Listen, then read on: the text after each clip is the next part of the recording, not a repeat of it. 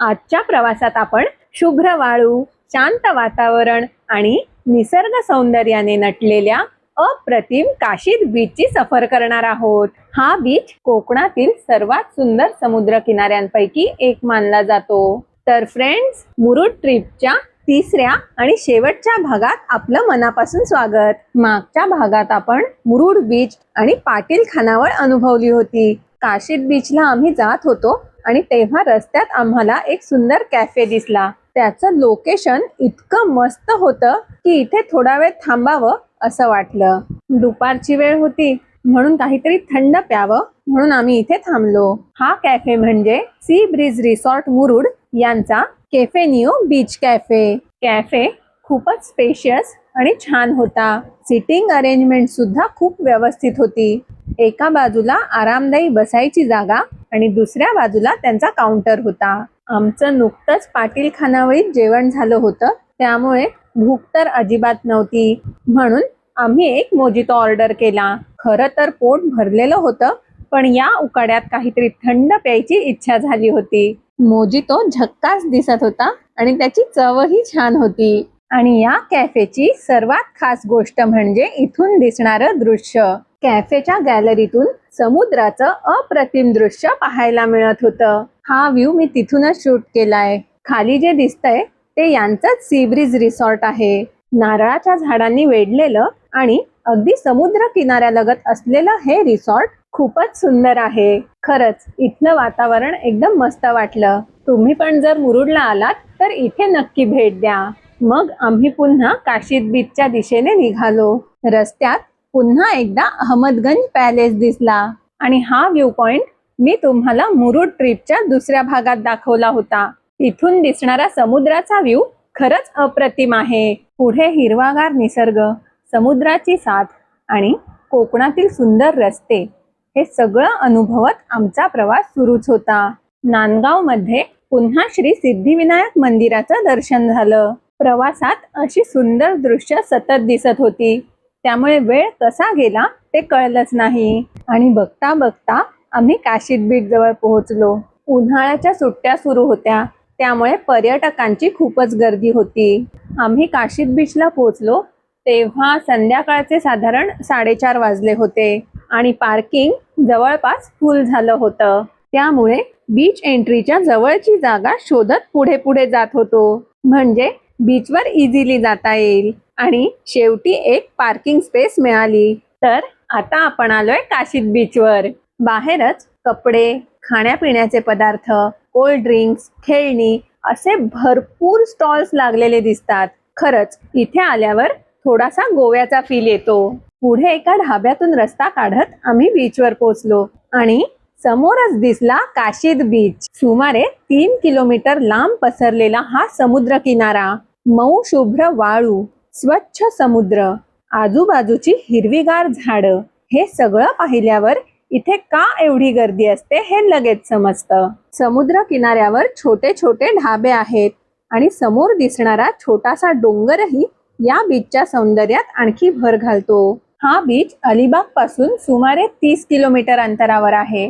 मुंबई पासून 135 किलोमीटर आणि पुण्यापासून सुमारे 170 किलोमीटर अंतरावर आहे. उन्हाळ्याच्या सुट्ट्या असल्यामुळे बीचवर पर्यटकांची खूप गर्दी होती. हा समुद्र किनारा सुरुवातीला थोडा सपाट आहे आणि पुढे समुद्राच्या दिशेने जाताना त्याला उतार आहे. इथे प्रत्येक जण आपापल्या पद्धतीने बीच एन्जॉय करत होता. या बीचवर एन्जॉय करायसाठी वॉटर स्पोर्ट्स आहेत, त्याचबरोबर घोडेस्वारी आहे, उंट सवारी करता येते आणि ATV क्वाड बाईक राईडचाही इथे आनंद घेता येतो. म्हणजे एकंदरीत काय तर इथे एन्जॉय करायला भरपूर पर्याय आहेत. जर इथे थोडं थ्रिल अनुभवायचं असेल तर इथे वॉटर स्पोर्ट्समध्ये banana ride, bumper ride, jet ski आणि पॅरासेलिंग असे अनेक वॉटर स्पोर्ट्स करता येतात. हे बघा, इथे बघून तुम्हाला वाटलं असेलच ना की इथे एवढी गर्दी का आहे. इथे वॉटर स्पोर्ट्सचं तिकीट काउंटर आहे आणि गर्दीवरूनच कळतंय की या ऍक्टिव्हिटीजची पर्यटकांमध्ये किती क्रेज आहे. इथे घोडेस्वारीसाठी भरपूर घोडे उपलब्ध आहेत. वेगवेगळे सुंदर घोडे इथे पाहायला मिळतात. आणि बरेच पर्यटक घोडेस्वारीचा आनंद घेताना दिसतात. तुम्हालाही जर इच्छा असेल तर घोडेस्वारीचा अनुभव तुम्ही इथे घेऊ शकता. हा काळा घोडा बघा, कपाळावरच्या पांढऱ्या टिळ्यामुळे किती देखणा दिसतोय ना. इथे उंट सवारीचाही आनंद घेता येतो आणि विशेष म्हणजे इथले उंट छान सजवलेले आहेत. मला इथली एक गोष्ट खास वाटली. घोडे आणि उंटांच्या अंगावर त्यांची नावं लिहिलेली होती आणि एका उंटाचं नाव तर बॉस होतं. ज्यांना ऑफरोड राईडची आवड आहे त्यांच्यासाठी इथे ATV क्वाड बाईकची व्यवस्था आहे. बरेच पर्यटक या राईडचा मनापासून आनंद घेतात. लहान मुलांनी बांधलेला हा किल्ला बघून मला माझ्या बालपणाची आठवण झाली. बरेच पर्यटक इथे फोटो, सेल्फी आणि व्हिडिओ काढताना दिसत होते. या बीचचं निसर्ग सौंदर्य आणि मोकळं वातावरण फोटोग्राफीसाठी अगदी परफेक्ट आहे. खास करून संध्याकाळच्या वेळी इथला सूर्यास्त पाहण्यासाठी आणि ते सुंदर क्षण कॅमेऱ्यात टिपण्यासाठी अनेक जण आवर्जून काशीद बीचला भेट देतात. तसं तर काशीद बीचला कधीही भेट देता येते, पण जर बेस्ट वेळ विचाराल तर ऑक्टोबर ते मार्च ही वेळ एकदम परफेक्ट आहे. कारण या दिवसात हवामान थंड आणि आल्हाददायक असतं, त्यामुळे बीच एन्जॉय करायला खूप मजा येते. पावसाळ्यात पण इथला हिरवागार निसर्ग खूपच सुंदर दिसतो, पण त्यावेळी समुद्र खवळलेला असल्यामुळे वॉटर स्पोर्ट्स आणि इतर ऍक्टिव्हिटीज बंद असतात. आता साधारण 5:30 वाजले होते. उन्हाळा असल्यामुळे थोडंसं ऊन होतच, पण थंडगार वाऱ्यामुळे अजिबात त्रास होत नव्हता. सगळेजण अजूनही मस्त एन्जॉय करत होते. खरं सांगायचं तर इथे अजून थोडा वेळ थांबावंसं वाटत होतं, पण आम्हाला नागावला परत जायचं होतं म्हणून आम्ही बीचवरून निघालो. नाहीतर सूर्यास्त इथून नक्की पाहिला असता.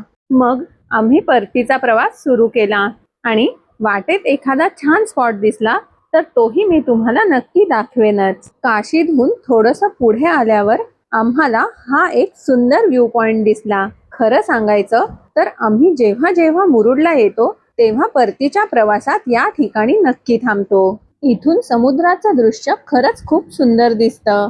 इथे बरेच पर्यटकही फोटो, व्हिडिओ आणि सेल्फी काढताना दिसतात. खडकाळ किनारा, समुद्राच्या लाटा आणि पाण्यातले हे मोठे मोठे दगड सगळंच खूप मस्त वाटतं. तुम्ही पण जर मुरुडला आलात तर हा स्पॉट नक्की बघा.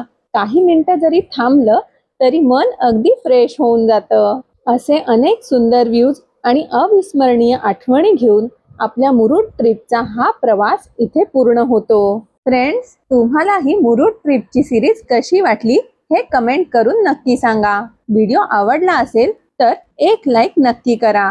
तुमच्या फ्रेंड्स आणि फॅमिली सोबत शेअर करा आणि आपली करिश्माला अजून सबस्क्राईब केलं नसेल तर आत्ताच सबस्क्राईब करा आणि बेल आयकॉनही प्रेस करा, म्हणजे येणाऱ्या प्रत्येक नवीन व्हिडिओचं नोटिफिकेशन तुम्हाला सर्वात आधी मिळेल. Thank you for watching video.